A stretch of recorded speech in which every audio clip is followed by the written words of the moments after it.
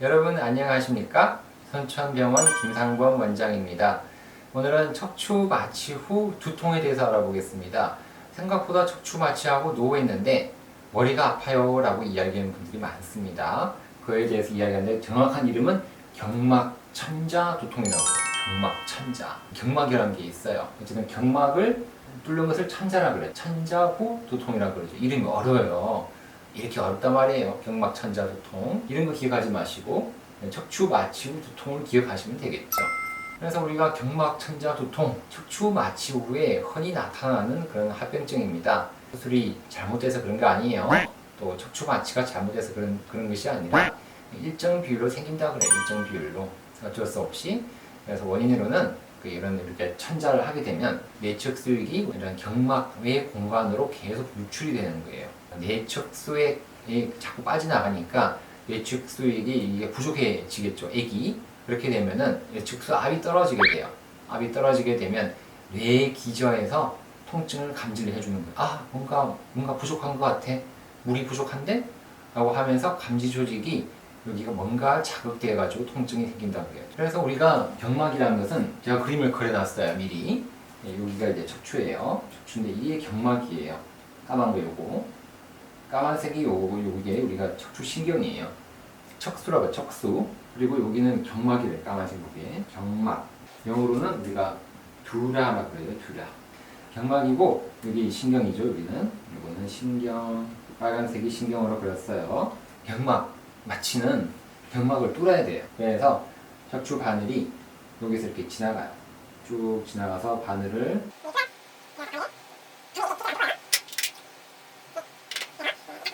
여기만 살짝 뚫는 거죠. 살짝 뚫게 되면은 액이 나오거든요. 액이 나오니까 이게 바늘이에요. 바늘. 아주 얇은 바늘을 쓰죠. 이걸 우리가 척추 바늘이라고 해서 스파이널 니들이라고 그래요. 척추 바늘. 아주 가늘게 생긴 게 있어요. 아주 당창당창하고 이 녀석을 여기 찌르는 거예요. 찌르게 되면 찌르자마자 쭉 이렇게 내측 수액이 지나가. 여기는 신경 주위로는 우리가 이 주위는 내측 수액이 지나가 이렇게 보호가 되거든요. 그러니까 내측 수액이 머리부터 시작해서 여기 꼬리뼈 여기까지 뒤에까지 쭉 다 가요. 내측 수액으로 보호가 되겠어요. 내측 수액이 여기를 하게 되면 물이 쭉 나오죠. 그러면 내측 수액을 우리가 경막을 뚫었다 라고 이야기하고 만약에 여기 마취를 하는 거예요. 그래서 이것을 우리가 척추 마취라고 그러죠. 스파이널 마취다 그렇게 이야기를 하거든요. 그리고 또 경막 외 마취가 있습니다. 경막 외 마취. 오늘은 그냥 이런 종류가 있다는 것만 알게요. 경막 마취는 척추 마취, 경막 내 마취라 그러는데 경막 내 마취는 잘 안 쓰죠. 지주 강내 마취란 말도 하는데 그런 말보다는 척추 마취. 여기다가 구멍을 뚫으면 척추 마취고 경막 외의 마취는 여기다 하는 게 여기다 하는 거죠. 여기 다르죠? 네. 척추 마취는 척추 바늘 여기 들어가면 척추 마취. 여기는 경막 외의 마취. 달라요 확실히. 이런 다른 내용은 다음에 또 설명을 드리고 어쨌든 간에 척추 마취를 하게 되면은 여기서 구멍이 안 막히거든요. 구멍이 안 막히게 되면 내측수액이 빠져나오니까 머리가 아프다. 여기는 구멍을 아주 조그맣게 뚫기 때문에 요거 뚫는다 해가지고 막 이상하게 신경에는 이상이 없어요. 신경에는 아주 안전한 척추 마취가 됩니다. 괜히 이거 마취하고 난 다음에 가끔씩 허리가 더 아프다, 다리가 더 저리다 라는 분들이는 전혀 관계가 없어요. 신경을 안 건드리니까. 요거 만약에 허리가 아프다 그러면 오래 누워있어서 아픈 거고 척추 마취 때문에 구멍 난 부위가 그냥 아픈 거죠. 그래서 신경을 안 건드립니다.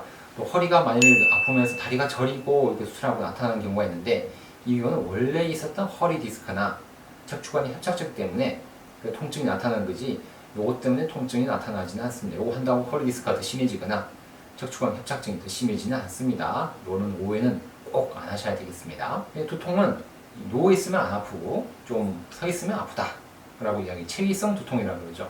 자세를 변화했을 때 아픈 두통이 체위성 두통이다 그럽니다. 제가 환자분들 보통 물어봐요. 누워있으면 아파요? 아니면 앉아있으면 아파요? 물어보면 처음엔 잘 모르겠다 이야기하는데 조금 생각을 해봅니다. 하루 정도 생각을 해보면 앉으니까 아프고 움직이니까 아파요. 그렇게 이야기하거든요. 그건 우리가 경막천자 두통이다 라고 이야기를 하는 거죠. 그래서 양쪽 머리에 앞에가 좀 아파요. 앞에가 좀 아픈 건데 뒤가 아프기도 하고 비특이적으로 나타나죠. 통증이. 밥도 잘 못 먹는 경우가 있어요. 또 잘 못 먹고 우리가 어지럽다는 경우도 있고 뻣뻣한 느낌이 나타나기도 하거든요. 사람마다 다 달라요. 어떤 사람들은 밥 다 잘 먹어요. 아주 밥 다 잘 먹고 약간만 어지러워요 라고 하는 분도 있고, 어떤 사람들은 밥을 한 개도 못 먹어요. 토하고 막 힘들어하고 막 그런 분들이 있고, 증상은 좀 다양하게 나타나겠죠. 그래서 발생 빈도는 생각보다 높아요. 3에서 11% 정도. 수술을 하루 10명 하면은 1명 정도는 생긴다는 이야기거든요. 꽤 많이 나타나는 거죠. 그래서 여자가 남자보다 좀 많다라고 이야기하고, 뚱뚱한 사람보다 마른 사람이 좀 더 많이 나타나게 됩니다. 발생 시기는 다 다르긴 하지만 천자, 마취하고 난 다음에 24에서 72시간 사이에 가장 많이 나타나요.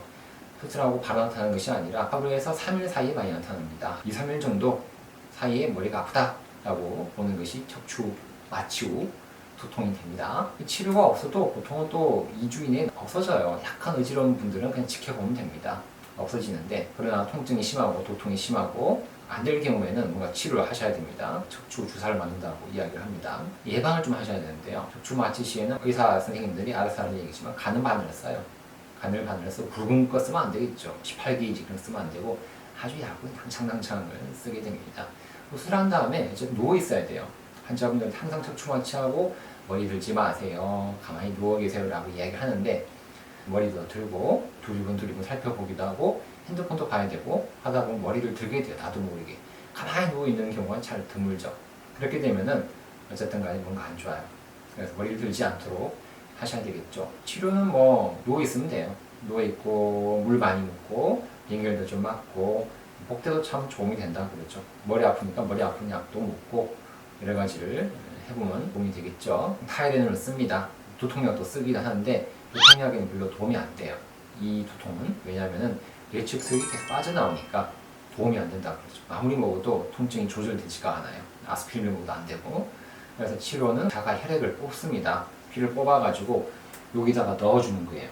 혈액을. 그래서 척추 마취한 다음에 이 구멍이 안 막히고 있다 그러면 여기다가 주사 혈액을 뽑아서 안에다 넣어줘요. 혈액을 넣어주게 되면은 이 혈액이 응가되면서 붓겠죠. 그래서 유식하게 자가 혈액 봉합술이라고 이야기를 하죠. 연골 봉합하듯이, 회전근개 봉합하듯이 자가 혈액을 봉합을 한다는 이야기를 하게 됩니다. 척추 마취한 다음에 머리가 아프다 그러면 이런 걸 생각을 좀 해보셔야 돼요. 그래서 요거 내용을 정리했는데 자세하게 좀 그림을 좀 보면서 조금 더 세밀하게 이야기를 도와드리도록 하겠습니다. 그럼 영상을 보고 자세히 설명을 더 드리도록 하겠습니다. 경막천자 두통이라고 그러죠. 척추 마취 후 흔히 나타나는 합병증인데요. 이걸 합병증이라고 볼 수 있을까요? 라고 생각이 좀 듭니다. 이에 대해서 김옥선 원장님 어떻게 생각하실까요?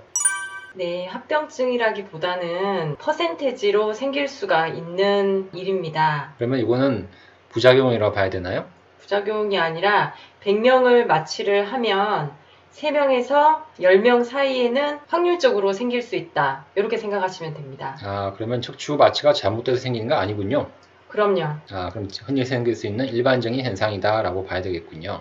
그래서 환자분들이 물어보군요. 이 마취가 잘못됐다라고 생각을 하는데, 저도 그렇게 누누이 이야기를 하지만 역시 어쩔 수 없이 나타나는 현상이군요. 환자분이 또 물어봐요. 네, 마취하면서 3번이나 허리를 찔렀다. 그래서 머리가 아프다라고 이야기하는데 또 관계가 있을까요? 여러 번 찌르는 거랑? 확률적으로 경막을 통과했을 때 생길 수 있기 때문에 경막을 여러 번 자극을 하면 아무래도 그 부분은 조금 가능성이 더 높아질 수도 있을 거라 생각됩니다. 그렇군요. 어쨌든 경막의 공간으로 자꾸 요 주천자라는 내추액색이 빠져나가거든요. 물을 많이 먹으면 좋아진다라고 이야기하는데, 물을 얼마나 먹어야 좋아지고 계속 먹다 보면 머리가 안 아파지나요? 딱 정해진 건 없지만 평소보다 물을 한 2~3배 정도 많이 드신다고 생각하시면 될 것 같습니다. 카페인이 좋다 그러는데 카페인은 어떤 역할을 하나요? 카페인은 뇌척수액이 생성하는 데 도움이 되기 때문에 저희가 카페인을 많이 드시라고 합니다.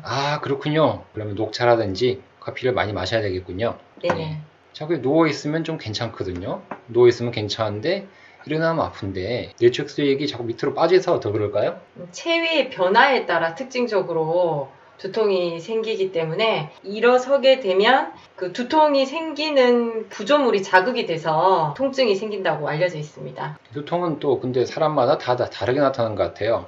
앞머리가 아픈 사람도 있고 뒷머리가 아픈 사람도 있고 통증은 좀 다양하게 나타나는 것 같아요. 그렇나요?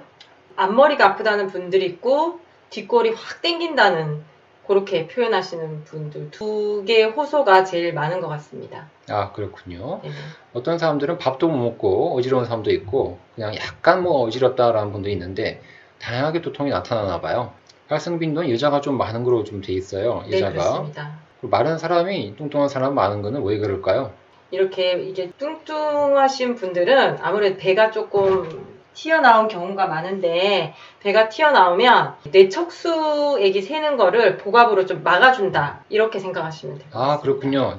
자, 발생 시기가 보니까 보통 이제 뭐 하루에서 3일 사이 많이 나타나거든요. 네, 치료 없어도 2주 이내에는 되게 사라지는군요. 네, 통증이 심하고 치료 효과가 드라마틱하기 때문에 대개인 치료를 많이 하는군요. 네, 예. 척추 마취는 가늘 바늘 사용하는 게 좋잖아요. 네. 굵은 바늘을 쓰면은 마취가 더 잘 되지 않을까요? 그런 건 아닙니다. 아, 그런 건 아닌가요? 저희 병원에서 제일 가는 바늘을 사용하고 있긴 합니다. 아, 그렇군요. 예방 방법. 이렇게 머리를 전혀 안 들고 있을 수 없기 때문에 너무 꼼짝 안 하고 있는 게 크게 영향을 주진 않는 것 같습니다. 경험상. 그래도 가능하면 안 드는 게 좋지만 꼼짝도 못하게 할 그 정도는 안 하셔도 되시는 것 같습니다. 약간씩은 움직일 수 있다는 네네네네. 그런 이야기로 봐야겠군요. 네네. 치료는 뭐 침상에서 안정을 하고 물 많이 먹고 카페인, 링겔도 맞죠? 링겔도 맞고 이 복대를 착용한다 그러는데 그러면 그 수술하고 복대를 다 착용하게 되면은 이걸 좀 막아줄 수 있을까요? 그냥 도움이 된다는 뿐이지 굳이 그렇게까지는 안 하셔도 될 것 같습니다. 아, 그렇군요. 진통제도 먹고 두통의 특징은 일반 두통에 비해서 약물의 효과를 보이지 않네요. 네네.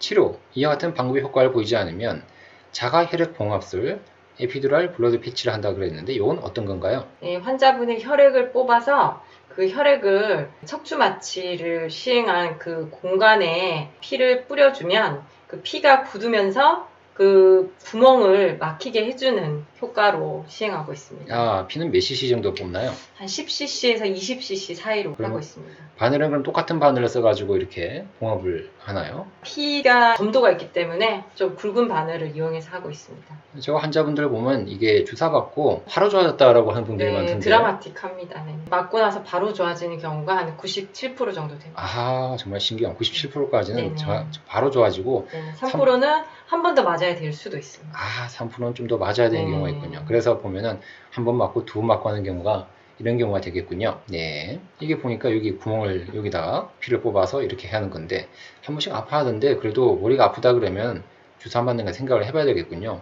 근데 한 며칠 정도에 이렇게 주사를 맞는 것이 좋을까요? 통증이 생기면 견디기가 힘드시기 때문에 바로 치료하시는 게 좋을 것 같습니다. 그러면 약간만 어지럽고 약간만 두통이 있는 경우는 지켜보는 게 좋을까요? 어떻게 하는 게 좋을까요? 심하지 않으시면 아까 말씀드린 대로 누워 계시거나 아니면 수액을 맞거나 아니면 뭐 카페인이 들어간 음료나 물을 마셔볼 수 있는 방법을 해보고 그래도 좋아지지 않거나 심해지면 자가 혈액 봉합술을 시행하는 것을 추천드리고 싶습니다. 아, 그렇군요. 빨리 해서 그냥 통증 없이 건강하게 밥 잘 먹고 운동할 수 있는 재활하는 것이 좋겠다는 그런 이야기이시군요. 네네. 네, 95% 환자에서 즉시 두통이 없어진다라는 놀라운 효과가 나타나고 있습니다. 그래서 머리가 아프신 분들은 바로 상의하셔가지고 김옥선 원장님한테 내려가셔서 주사를 바로 맞는 것이 가장 좋겠습니다, 여러분. 자, 내가 척추 마취하고 난 다음에 머리가 아프다, 두통이 있다 하는 분들이 이 영상을 보고 많은 도움 받으셨나요? 그래서 항상 척추 마취하고 난 다음에는 가만히 누워 있는 것이 좋겠죠. 근데 뭐 이 영상을 보는 분들은 이미 수술을 하신 분들이 많이 보실 거예요. 혹시나 수술하기 전에 이 영상을 보고 척추 마취한 다음에는 8시간 동안 잘 누워 있자라는 것을 꼭 기억하시면 되겠습니다. 영상이 마음에 드셨죠? 그러면 어떻게 해야 되죠? 좋아요와 구독을 꼭 누르시면 감사하겠습니다. 오늘도 건강하고 행복한 하루 되십시오. 안녕히 계십시오.